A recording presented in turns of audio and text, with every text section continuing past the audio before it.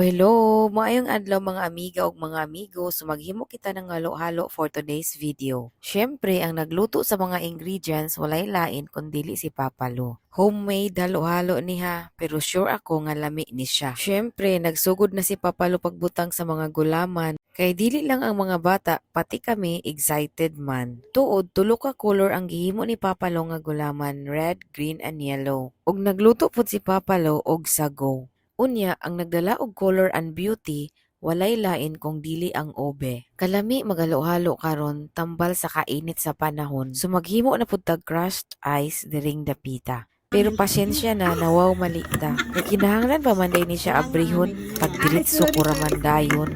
Abi, abi, wow, mali. Yan na dadawin ilaong.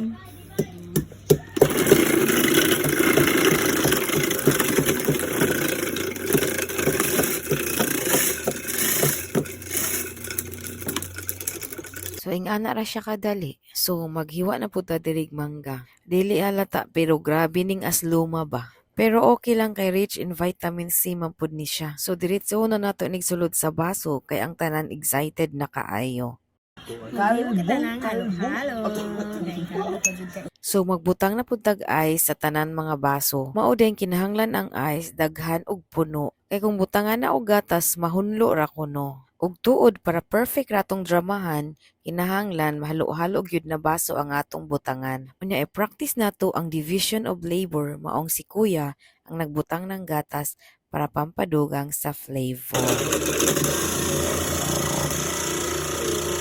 Sunod ako na. Mas daghan gatas, mas masarap. Unya, magbutang sa tuod og ubi on top. Kay wala man tay ice cream, may na lang pampadugang sa appetite. Pero lami na gid ni kay siya, promise pa. Og jadan! Excited na ba ang tanan? Time paasa kay nagmugot na ning naa sa atubangan. Kay gusto na daw niya mo pili ng pinakadaghan.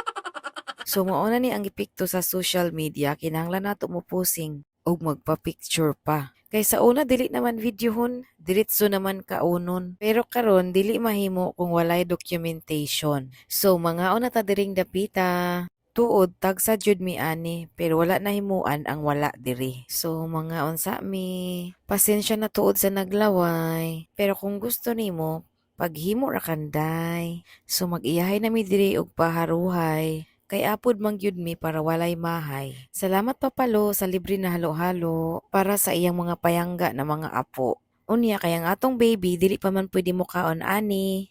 So moong magmangga na lang sa siya diri. So mga onata, until sa sunod. Salamat sa panonood.